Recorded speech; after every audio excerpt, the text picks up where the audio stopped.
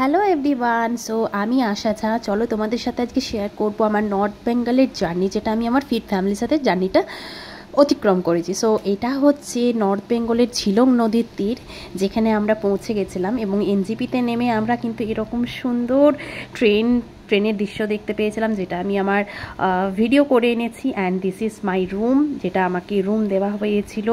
এই রুমে আমি ছিলাম। সো রুমটা তোমাদের সাথে শেয়ার করছি।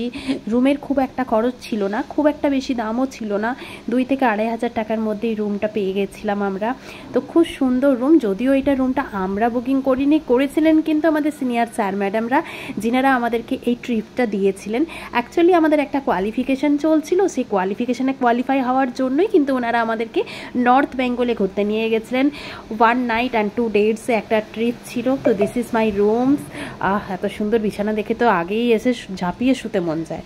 যাই হোক, আমার নজর পড়ে গেল আফ্রেশের দিকে।